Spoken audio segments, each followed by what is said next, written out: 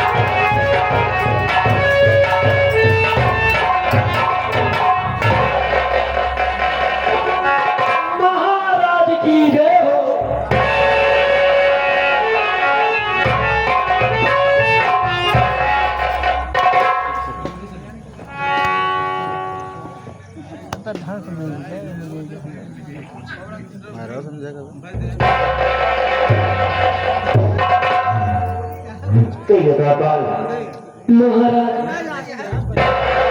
राज्य का क्या समाचार है? सब ठीक है महाराज, कोई चीज की कहीं पर किसी प्रकार की कोई कमी नहीं महाराज। अच्छी बात है, हम भी यही चाहते हैं कि हमारी रैयत की प्रजा हमेशा खुशहाल रहे। गोपाल महाराज मैं सोच रहा हूँ ये बैठी हुई जनता जनार्दन को मैं अपना परिचय दे देना।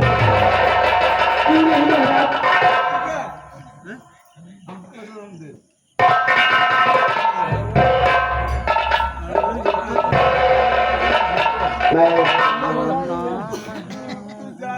इसी राज दीनापुर का महाराज विक्रमादित्य हूँ। हमारा नाम विक्रमादित्य है। हमारी घर में हमारी महारानी थी जिनका नाम रागिनी था। शादी के कुछ दिन बाद रागिनी के कोख से एक बच्चे का जन्म हुआ जिसका नाम गौतम है। उसके बाद गौतम जन्म होने के कुछ दिन बाद महारानी रागिनी के कोख से एक बेटी का जन्म हुआ जिसका नाम चंदा है। चंदा के एक वर्ष बाद हमारी महारानी रागिनी बीमार हुई और वो हम सबको छोड़कर भगवान को प्यारी हो गई।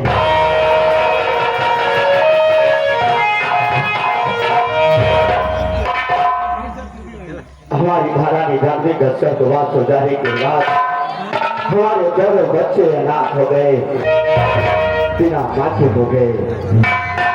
विदा हमारी प्रजा ने आकर के हमसे कहने लगी कि महाराज हम आपसे कुछ कहना चाहते हैं। हमने कहा कि आप सब क्या कहना चाहते हैं, शौक से कहो। हमारी प्रजा ने कहा कि महाराज आप दूसरी शादी कर लीजिए। दूसरी शादी कर लेंगे तो बेटी चंदा की परवरिश हो जाएगी और साथ ही साथ राज्य का कार्यभार भी चल जाएगा। मैंने अपने प्रजा कहने के अनुसार मैंने दूसरी शादी कर लिया। हमारी दूसरी महारानी का नाम कंचना है। शादी के कुछ दिन बाद कंचना के कोख से एक बच्चे का जन्म हुआ जिसका नाम गोविंद है। हमारी बेटी चंदा सयानी हो गई है। मैं सोच रहा हूँ कि एक अच्छा सा वक्त दे करके बेटी चंदा की शादी कर दिया जाए। दरबार में हमारे महामंत्री सेनापति रणजीत सिंह को बुलवाया जाए। ठीक है, आप बैठिए महाराज, अभी इसी वक्त में तुरंत बुला रहा हूँ। अच्छी बात है।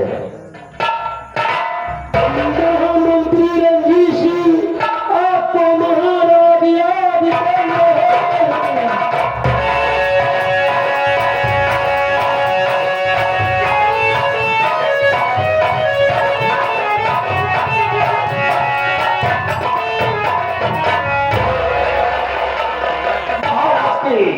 जय हो महाराज की। महाराज आप बहुत अफसोस में बैठे हैं। एक महामंत्री आपसे कुछ जानना चाहते हैं। महाराज क्या जानना चाहते हैं? महाराज बढ़ जाइए।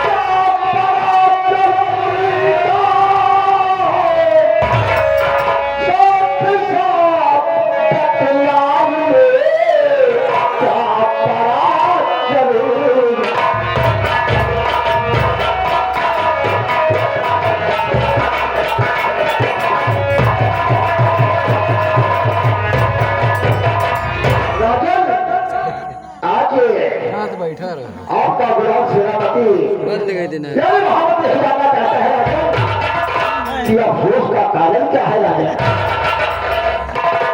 जरूर बताऊंगा सेनापति जी, सुनिए हमारी बात।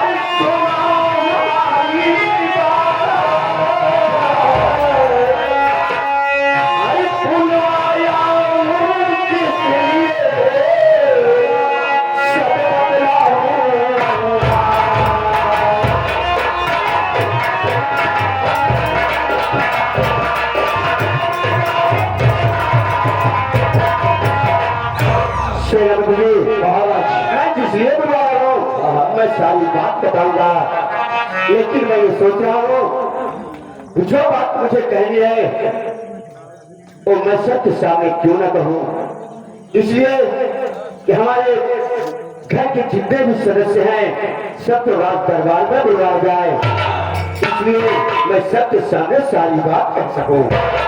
अच्छी बात है राजा, और भी बहुत अच्छी है राजा। आपके कहने का तात्पर्य है कि अगर कोई बात हो तो परिवार के सदस्य को याद है राजा। लेकिन इससे पहले आप ये बताइए कि हमारी रंगत के पर्चा का क्या समाचार है? राजन सारी विलायत आपके नाम का जय जयकार नहीं कर रहे राजन।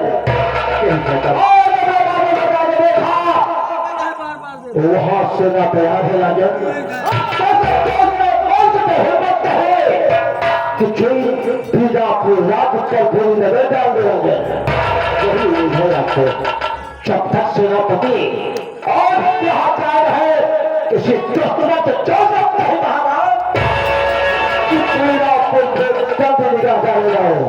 अच्छी बात है राजन, आप बैठ जाइए। मैं परिवार के हर सदस्य को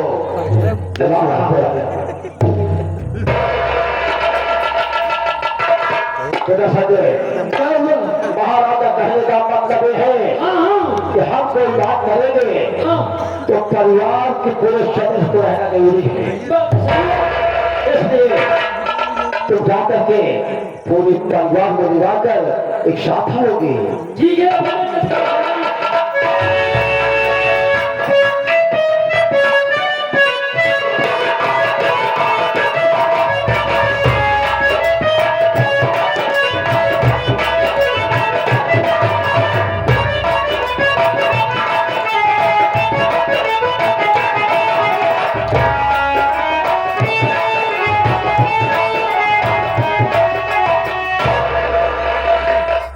के चरणों में महारानी कंचना का प्रणाम स्वीकार।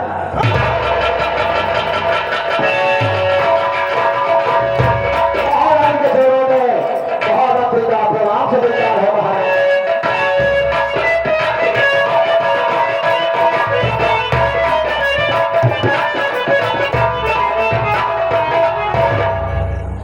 पिताजी के चरणों में गोविंद बेटे का प्रणाम स्वीकार।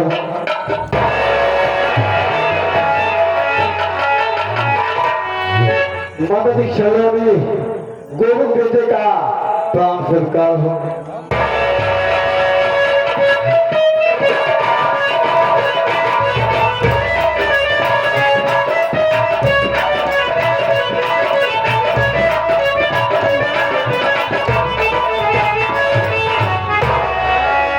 पिताजी के चरणों में गौतम बेटे का प्रणाम स्वीकार।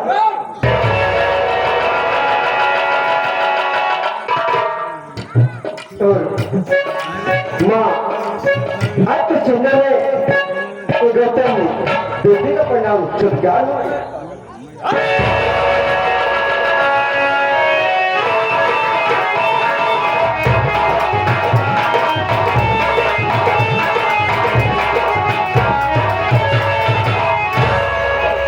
पिताजी के नाम में बेटी चंदन का परिणाम स्वीकार।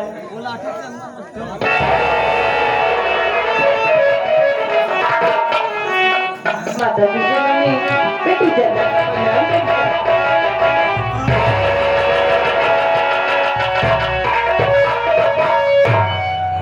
ताबे सम्राट बंगाल के जितने भी सदस्य है महाराज वो आ चुके हैं।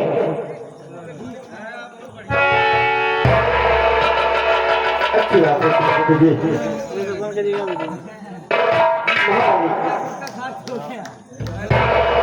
कहिए महाराज। मैं आज आपसे और अपने पूरे परिवार से कुछ कहना चाहता हूँ। क्या कहना चाहते हैं? सुनो हमारी बात।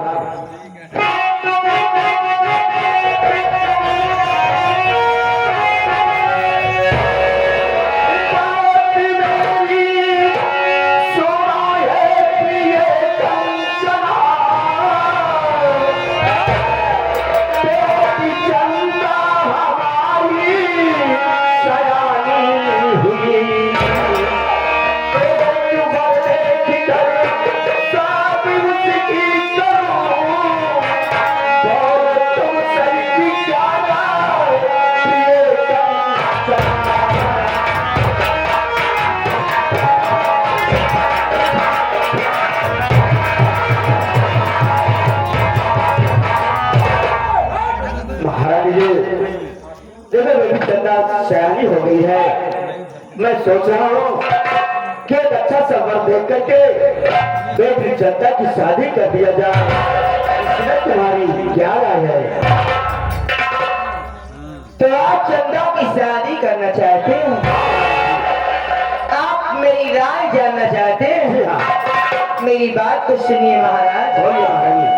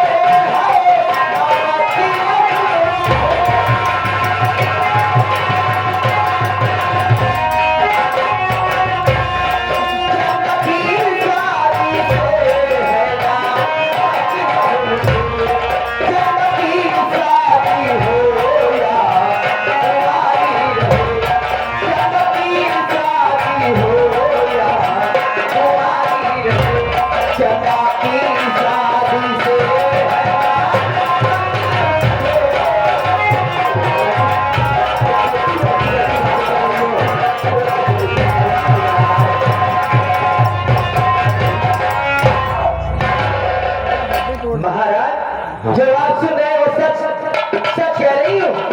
चंदा मेरी सगी बेटी नहीं है। अगर चंदा मेरी सगी बेटी होती तो मैं चंदा की शादी खूब धूमधाम से करती।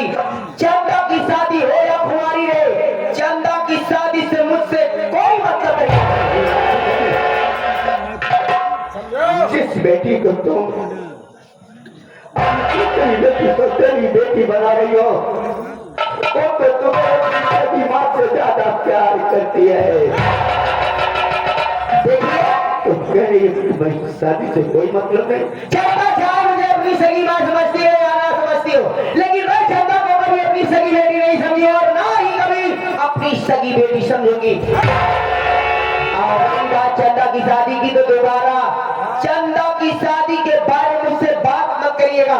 जो मेरे दिल में था मैं आपको बता दी हूँ और मुझसे वही बात मत। तुमसे कोई उम्मीद नहीं थी, आप कोई उम्मीद मत रखिएगा।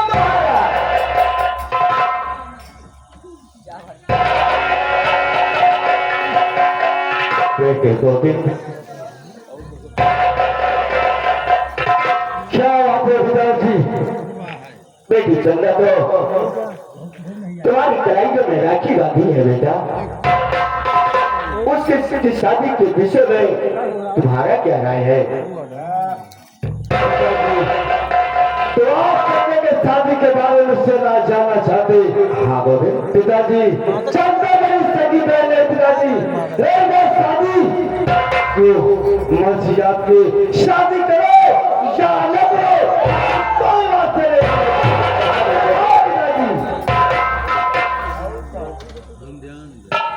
लेकिन पिताजी एक बात मेरी बात का सुनिए ध्यान से। क्या पिताजी?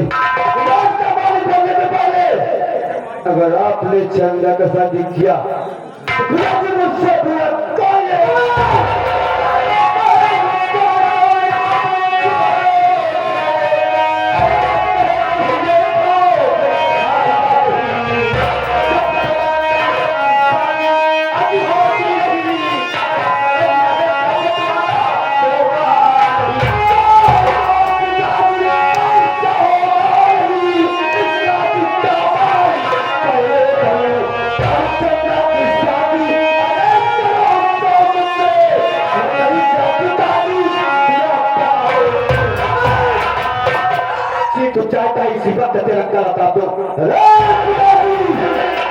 मेरी बात को ध्यान से सुन लीजिए। अगर आपने चंदा की शादी की तो पिताजी इस बार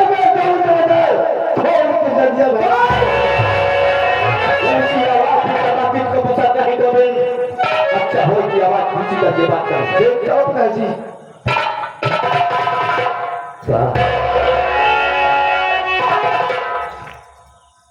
अच्छा सुना गए हम लोगों ने। महाराज मेरा बेटा ठीक हो गया है। अगर तुम चंदा की शादी ही करना चाहते हो तो पहले इस राज का आधा बंटवारा कर दीजिए, उसके बाद चंदा की शादी तुम करो शौक से। तो माँ बेटे का ख्वाब कभी नहीं पूरा होगा पूरा कभी नहीं। जिंदा है जब तक चंदा की शादी नहीं हो जाती तब तक एक महल का फूटी कौन नहीं बढ़ेगा। महाराज ज्यादा ऊंची आवाज में बोलेंगे तो फेफड़े पर पानी चढ़ जाएगा। आप देखते रहिए आपकी आंखों के सामने क्या क्या होने वाला है।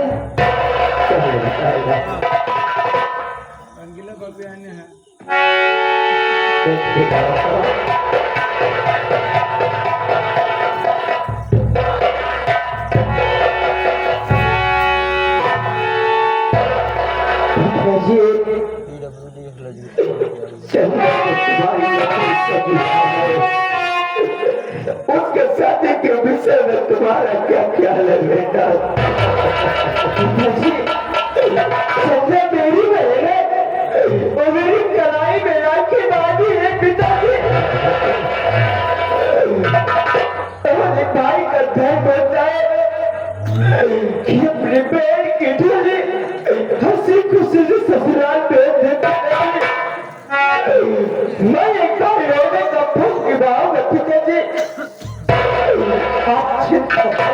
पिताजी।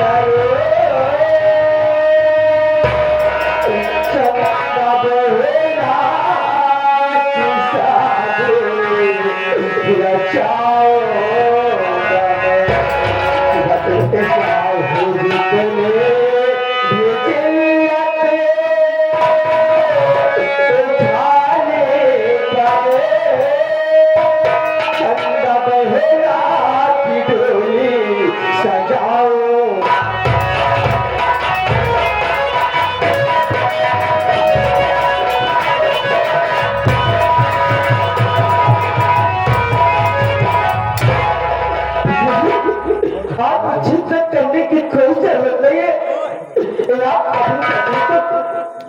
आपकी समझ है, आपके साथ है पिताजी। अच्छी बात है, अच्छी बात है।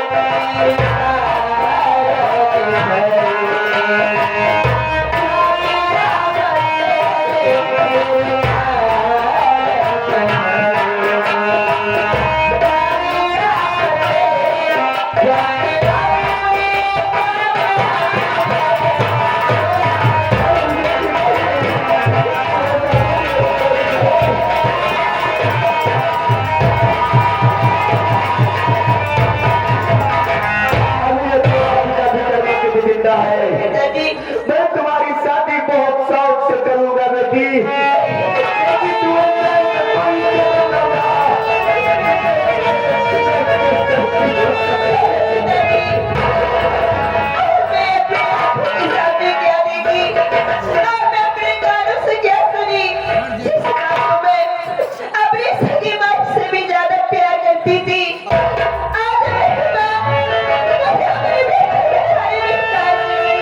तो क्या हुआ बेटी?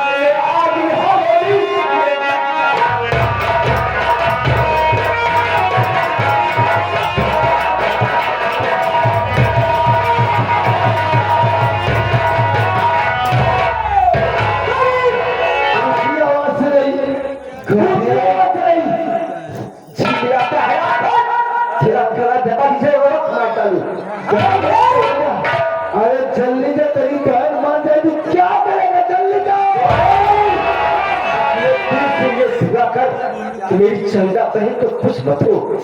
अगर मेरी चंदा बहन को एक खरोच आ गया, हराम खान, मैं तुझे जीता इसी दफन कर दूंगा। जल्दी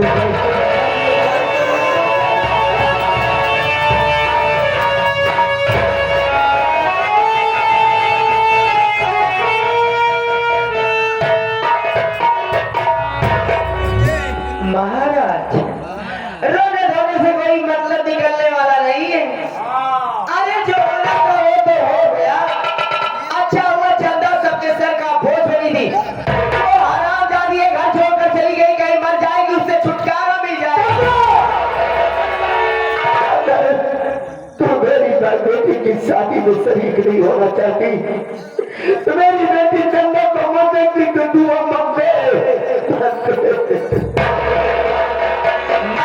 उसे बदुआ दूंगी। अरे जब वो खुद ही मरना चाहती है तो मरने दीजिए, क्यों परेशान हो रहे हैं आप? मैं जानती हूँ आपको बहुत कष्ट हो रहा है। देखिए महाराज, मैं चल रही हूँ आराम कक्ष में, आपका इंतजार करूंगी।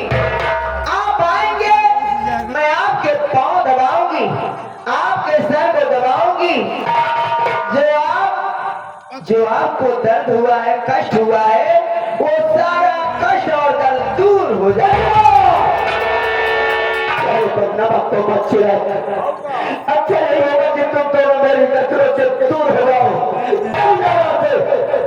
कौन तुम्हारी नजरों के सामने रहना चाहता है?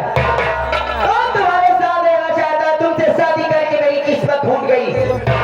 रात दिन तड़पती रहती हूँ, लेकिन तुम कभी हमारी तरफ ध्यान नहीं दिए।